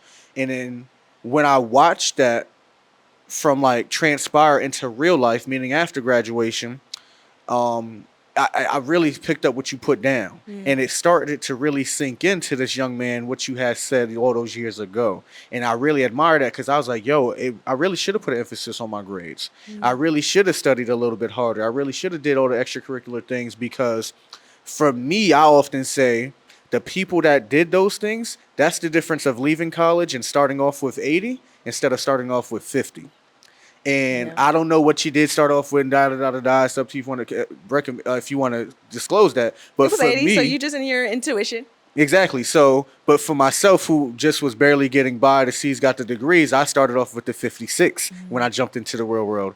And I was just like, dang, man, she did tell me this. She gave me the warning. She gave me the nugget where this is going to afford me opportunities earlier on in the stage where now I'm still working for the white man and you're already free of that rat race. So that's why I've always admired you from afar, because not only did you speak that to a young black man way back then, but then you went on to live it. And I just was always just a gritty individual that's just like, yo, it's not a jealous thing. I'm proud of my queen for doing that. I've always admired you for that. And I was just like, she probably don't even remember that fucking conversation, but I did. And I just want to say thank you. I just want to say thank you for being that embodiment of saying, look, this hard work is going to pay off, and then showing a mother lover like myself and others that was watching that it did. So that's one thing that I wanted to make sure I brought to the conversation today was that story, and to tell you that meant a lot to me, and it changed my life for forever, because although I couldn't go back and change the grades, it put a different mindset on the hard work that I need to put in now so that I can have something later on in the future. I appreciate that. Yeah. Thank you for sharing that. Yeah, literally, I was like, yo, she don't understand how much that really changed my life. It really did. So I just want to say thank you. The motto of Conversations Over Chess, this is the second to last question, is every loss is a lesson.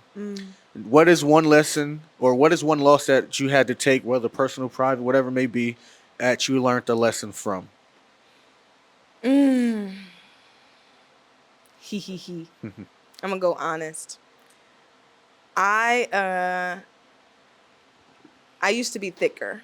I don't know if you remember in college. I lost a lot of weight, so I'm going with a physical loss. I used to be like, in context, like a 145 weight, 11 to 13 jean size, medium shirt size. So I had the figure.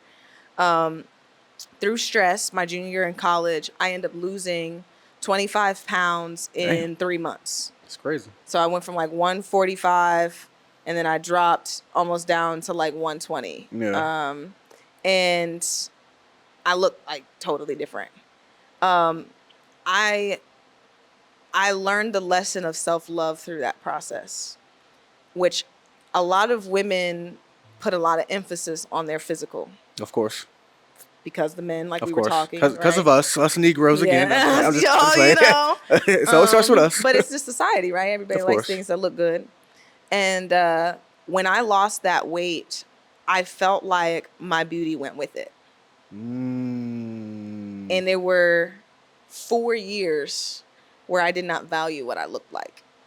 The process was necessary, and I'll tell you why in a second, but that loss made me need to look in the mirror again. To find the beauty inside, because I looked at it as a loss. Right? So one, the perspective needed to shift because I looked at it as a loss, when now as I learn the universe, I don't lose anything. Right? If the universe removes something out of my life, it's only for my gain. And when I lost that weight, it was for my gain because I gained true self-confidence. I was able to see what value and beauty that I brought. For example, I did not used to think my mind or my grades or anything like that was a value add. It was something that I was good at, but it wasn't how I valued myself. I value myself based off of the attention that I received from men complimenting my physical appearance. That's how I deemed my market value. And I don't recommend that, because you will not last a long time in the market. For sure. That's why you have a lot of women who are doing all these OnlyFans things, and they're putting their sexual energy out in the air while they're in their youth, but they don't even recognize the long-term consequences that those are going to have on their mental state when that value diminishes and there's another pretty 21-year-old doing the same thing. And the men is going to go to that now that you're 40. You got your pussy all out on the internet. Nobody wants to hire you for no job. You don't have the skills to be an entrepreneur. And, you know, the rich man wants to fly the 20-year-old out now and you've got washed up and you don't know what you're going to do with your life. We haven't had enough time yet with this generation to feel that weight. Of course. But I know it's coming, right? And a lot of women don't know that it's coming. It was me losing the weight to get the awareness that this is not going to last forever, which is why I chose to be an entrepreneur now. One, I don't have kids and I want to be able to show up as a present mom. So I want to have my business have the right systems, which is why I say I don't want to be doing Bud Bar forever. I want to train people so they could go do Bud Bar, you know? So I can free up my time to be a very present mom, right? This is all very intentional, but I am attractive, right? I'm young, I'm attractive, and men want to do things for me. And men right now own the business, own business, period. The currency of money men own. So yeah, right now it gets me opportunities, right? I am the young, attractive girl in the room, but this ain't gonna last long. I mean, I got about another 8 years before there's another 21-year-old that's black don't crack. So that's like 20. No, just I'm saying before before it actually just energetically diminishes. Definitely. Right? Even if I look good, there's older women who still, Angela Bassett still looks good. Hey, Angela. Hey, girl. How you doing? You ain't gonna turn down Angela Bassett, but would that been your first choice? No, that's true. Just because she looks good. I know that that's not going to be a problem, but we're talking about the energy people use to remove barriers and objects and pain points out your life, right? That's what men do for pretty women.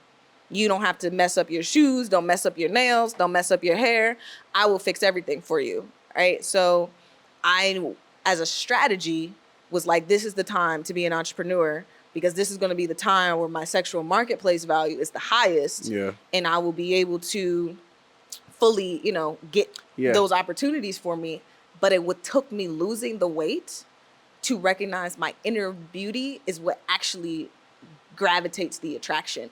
That inner beauty is what's going to keep opportunities coming no matter if I'm 40, 50, 60, got wrinkles, I'm 90, I'm going to still get opportunities because I found my inner beauty in losing my outer beauty.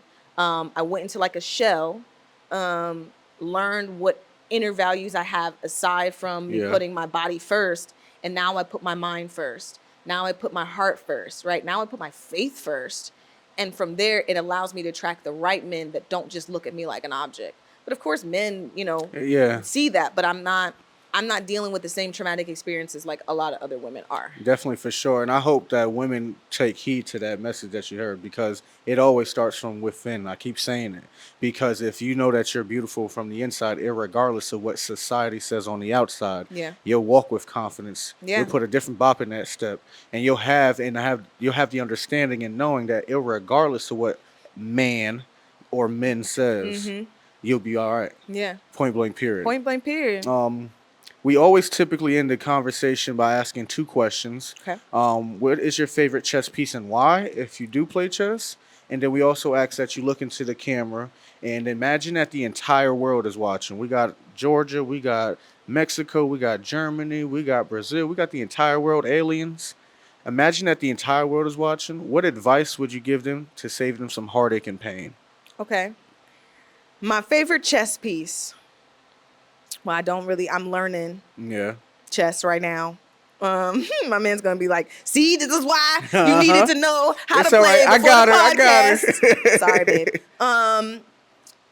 But I do know a little bit about the pieces, but I feel like all pieces are necessary, There you go. Not knowing enough about the board. My first ignorance is like, I want the queen or the king piece, just because they're the top. But no, you got to sometimes sacrifice a pawn that helped you be able to do what you needed to do, but the pawn still played its role, and as I've sat in the CEO seat and I have a team, right? A lot of entrepreneurs, it's like 80% of entrepreneurs are solo entrepreneurs, which is wild to me. Crazy. And I would have never done this by myself. Even I have a team now. Never. It's crazy. So I feel like this is all one team going against this team. And this team over here is actually a team of all my limiting beliefs that are trying to attack me. So I'm only in a competition with myself, and it's like the negative view of myself that I have to silence, and I have to win the game. So I think all pieces are necessary with the ignorance of not really knowing how all the pieces move. But, you know, I'm an overachiever, y'all. So I'm going with the king because, you know, you take me out, it's checkmate. Like, so you're just going to keep me in the game. That's a fact. And then... yes, your second question. Remind me of that one again. Your second question is, imagine that the entire world is watching. What advice would you give them to save them some heartache and pain? And you'll look right into the camera. Faith over everything. Yeah. FOE, those are my initials. But faith over everything, man. If you don't take anything away, believe in yourself, believe in God, believe in whatever higher power you have. But just know that, like, if you are breathing, if your heart is beating, if your eyes are blinking, you are still in the game to make an impact. Yeah. And you will take yourself out if God hasn't done it. So don't take yourself out the game before you're out the game. Have faith, have love, have community, have integrity, and you will be okay.